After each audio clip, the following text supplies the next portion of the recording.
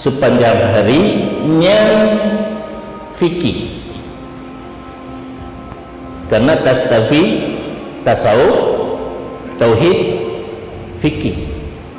Jaga puasa batin, fikih. Hukum lahir. Tasawuf, hukum batin. Untuk tak pegah buat ujung. Hukum fikih secara lahir hanyalah sesuatu yang membatalkan puasa sepanjang hari. Buat ujung ayat Allah menegaskan la'allakum tattaqun, menyogata tak kerjakan puasa lagi gemunsut dalam agama, mudah-mudahan data tak peroleh sifat takwa.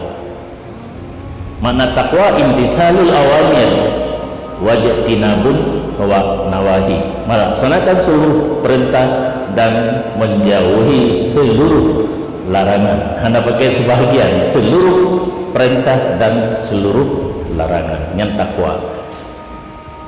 Cuman tak kira tu umur danya pada 20 tahun badung gerun kata puasa, tapi tidak terjadi perubahan. Bahkan karena puasa yang ditanya laksanakan berdasarkan hukum fikih, yaitu hukum secara lahir, hanya terjaga batin secara lahir. Adapun untuk memperoleh fahla payah gah bercuti, sehingga oleh ulama sufi, ulama tasawuf bagi puasa kepada al-hebah derajat. Yang pertama saumul awam, puasa kita nyawa biasa, cara aja nyangkih lagi tak nyawa secara hukum fikih. Puasa secara hukum fikih jaga puasanya batin fahlahana. Cuma gugur talak, punya istilah kita bukan gugur talak. Mana gugur talak di atas titik siratal mustaqim napos. Tingkat yang kedua, puasa khawas. Puasa khawas kan hanya menahan diri daripada makan dan minum dan bersetubuh sepanjang hari. Anggota 7, jari, kaki, mata, punyung, hidung, babak ikut berpuasa.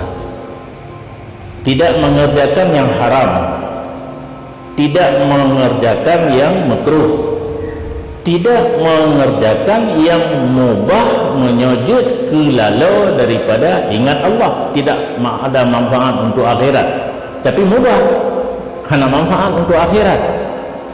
Akhirat nanaturi, akhirat kubur, permulaan akhirat kubur. Yang kemudiannya sesuatu yang hanya dapat dan nyocok manfaat pada taluk dalam kubur dunia. Jadi sesuatu yang bimbang karena dunia tidak mendapat pahala akhirat, berbimbang dalam saat berpuasa tidak dapat pahala. Yang khawas.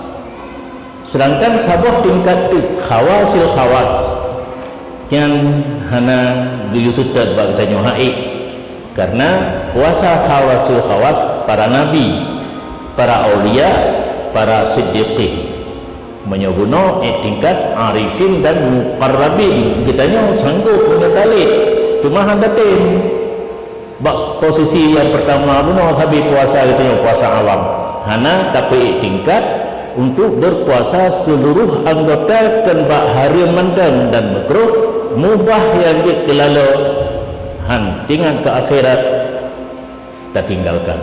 Menyo khawasul khawas puasa nabi, siddiqin dan aulia dan salihin. Yang haid karena diundangnya kan anggota 7 puasa kan hanya tahan lapar dan dahaga, ate hanjut musiat tingat kepada selain Allah. Tiat mantang ate tingat kepada selain Allah, batil puasa diurungnya. Puasa lagi tanya uji, cuma wasaf ataupun sifat yang dilaksanakan beda.